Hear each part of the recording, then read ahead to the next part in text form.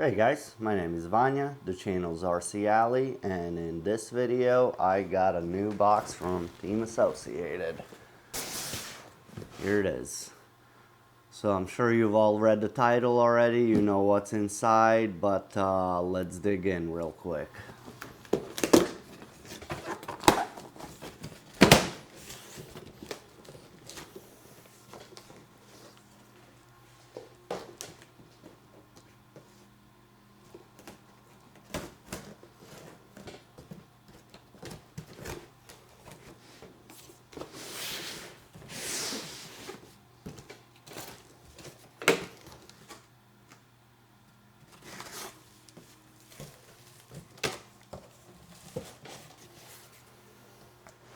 And there it is, upside down. We'll start with the little box first.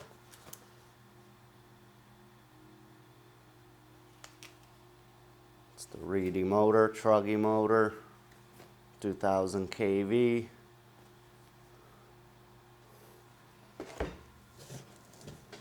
And then the most important thing, oh, I guess that is the front of the box. Just toss this out of the way, and that's what it looks like.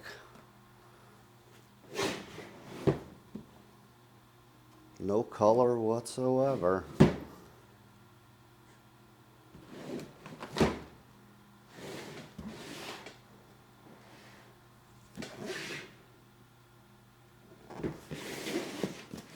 Oh, little color on this side. Here it is. Here's what I got. This is my second class for outdoor 8 scale this year. I've been only running e-buggy for a few years now, and it gets really boring running one class. There's a lot of sitting around.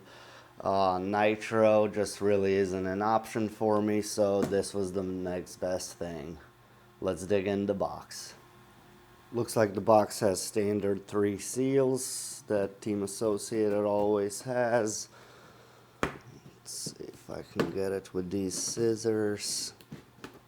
There's one. That's the second. Third is at the bottom.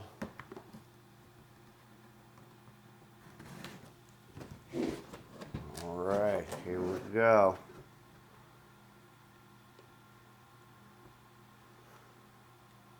First thing sticking out, that huge body.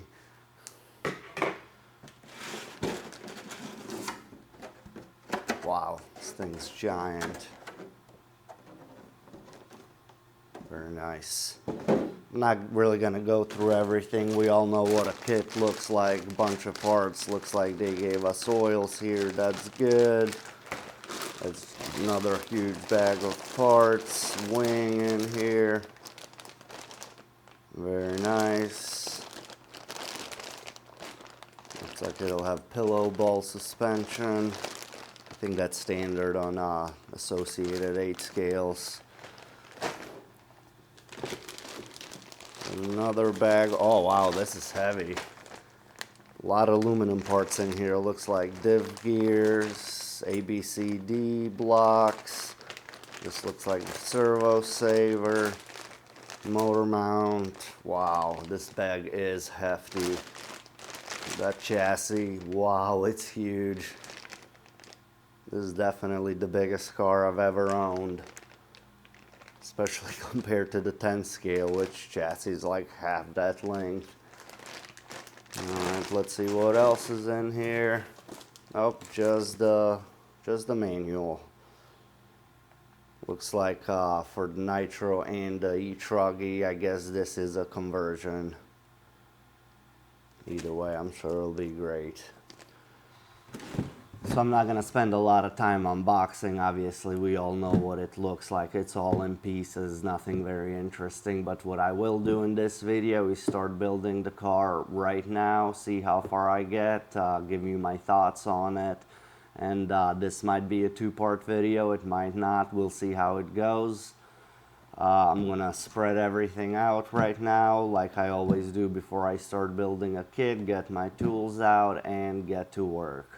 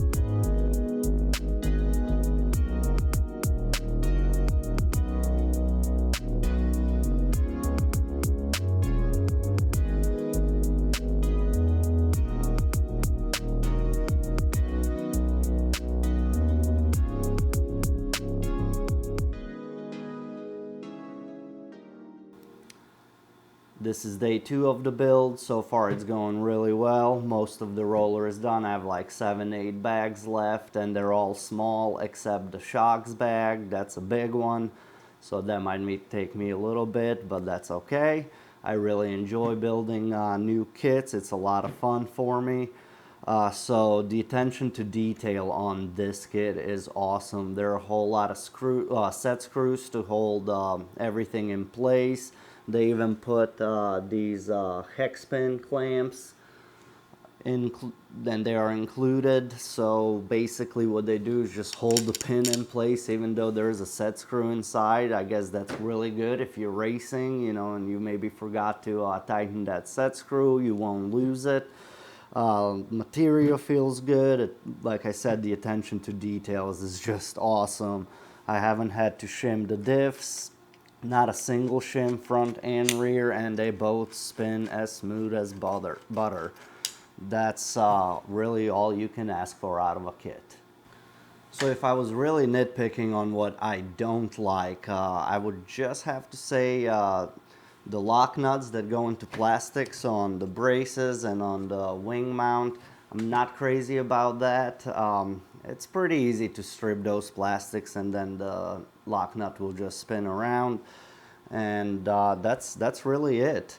Now in the box for this rear brace to attach it to the chassis, it called for a 4x12 millimeter screw, and what I found is that it's a little bit too long. It hits the top of the plastic and won't go in all the way. I had a 4x10 sitting around, put that in there, and it fit no problem. I'm going to zoom in on the manual real quick so you can see in detail what I'm talking about, and I'll show you one other thing. So on bags 5.2 and 6.1, step 3, see there is the line for a screw that goes into the chassis brace, and it says it needs to be 4x12. That I really recommend. If you're building one of these, you put in a 4x10. And one more thing, in bag 4.1, 4.2, step 3, as you can see, the pillow ball shims right here are 0.35 millimeter, 0.7 millimeter, and 1.4 millimeter. For the bottom arm, it calls for 0.14 millimeter shims. I did not get any of those in the box. I do plan on calling Associated to see what they say about that, but for now I just did the upper one with 0.35 and with the 0.7, and I left the bottom with nothing.